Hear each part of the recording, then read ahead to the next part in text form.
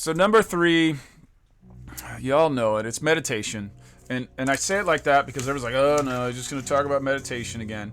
I want to talk a little bit about, I'm just going to say, so there's an episode that Andrew Huberman did about a practice to focus your brain.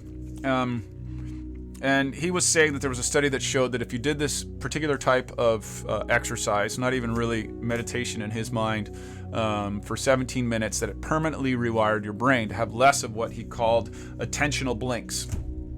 So as you age or as you consume more social media or use more screens, your mind's going to blink out and then come back, blink out and come back. Often happens to me. I think of something I got to do. I'm walking to the other room. What was I going to do? I don't even remember. I have to go back and retrace my steps and figure it out. Those are attentional blinks. So he was saying if you do this one particular exercise that you will have less attentional blinks. And he said it was permanent. Like it's a permanent change in your brain structure. So he called it just sitting with your eyes closed. And Huberman talks a lot about the visual systems. That's what his study is about. But it's really true. When you close your eyes, you stop bringing in all the input through your eyes. And you're just paying attention to more of what you're feeling in your body, including the breath going in and out. Now, in 1995, I began taking 10-day Vipassana courses with S.N. Goenka, and I've done probably 12 over the years. It's basically the same practice. Now, in his practices, he's very staunch. Well, he's not alive anymore, but the system that he's created is very staunch in that you have to do like a 10-day retreat every year, and you've got to do 2 hours of meditation a day. Now, 99.99% of us are not going to do that, myself included. I very much struggled with the daily practice and not kept it up. That's what comes along with being someone who's sort of creative and artistic and scatterbrained and visionary. But I do, from time to time, sit down and do a 20-minute meditation. And so what Huberman was saying is that you're basically just close your eyes and pay attention to what you're feeling and your breathing. And then when your mind wanders, you bring it back. And, and that's it. And the one thing I want to say about meditation is here's what people get wrong. People think, oh, I can't meditate. Anybody can meditate. What you can't do is judge your meditation. So people judge their meditation all the time and think like, oh, I sat down and my mind wandered the whole time. That doesn't matter. What matters is that you sat down. You sat down for 20 minutes and maybe you were fidgeting, but that fidgeting and sitting down is better than, scrolling or flipping or whatever. It's where your mind was at that moment. So for me, I'll notice when I get back into meditation, some days I'll sit down or like I've sat down and I could barely sit still, or I could barely sit straight up, or I could barely pay attention to my breath.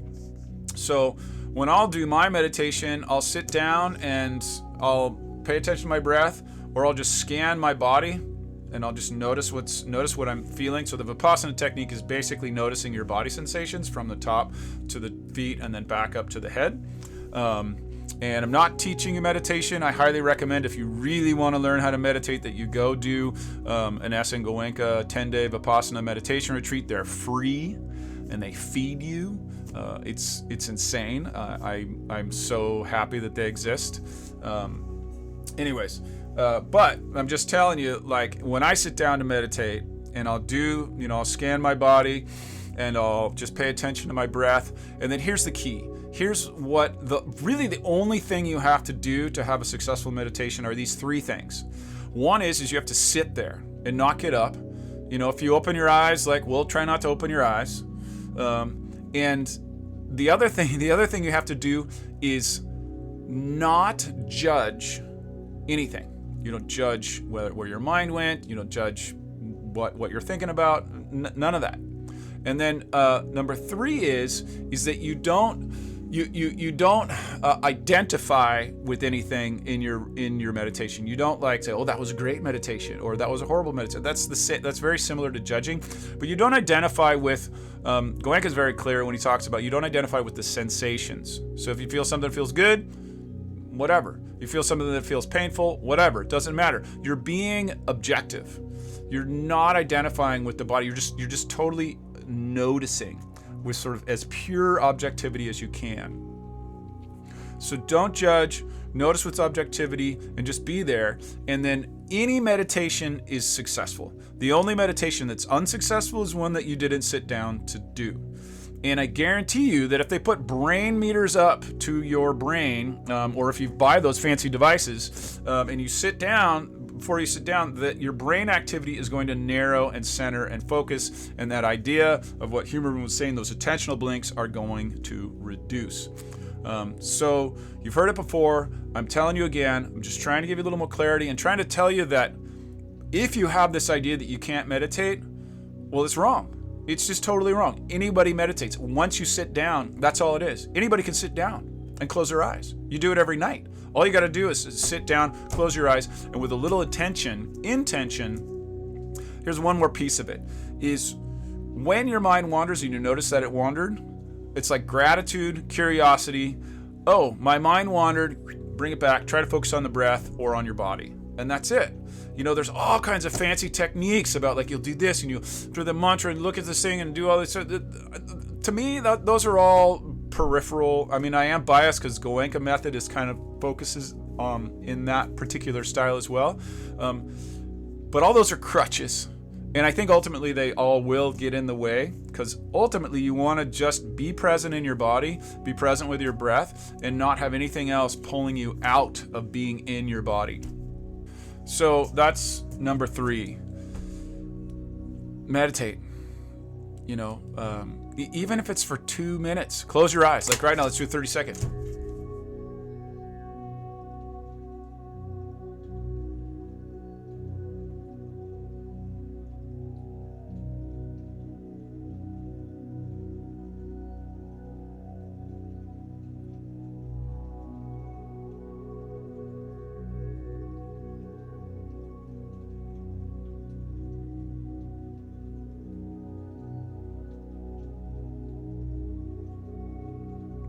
Felt like forever, right? But your brain just changed. You became more focused. Even if you were just swimming in your mind and like thinking about stuff, just stopping, closing your eyes, and breathing, it does focus you in the moment, which will focus your life a little bit more. Now, there are other techniques I would recommend. If you're super into learning more about the focus, I would do the Huberman After School episode on YouTube. There's also a wonderful TED Talk by Chris Bailey about how he limits screen time, which is another one of our practices later, and then how he researched what that is and how that works, which I highly recommend. And then Huberman's deep dive into focus is also pretty good as well.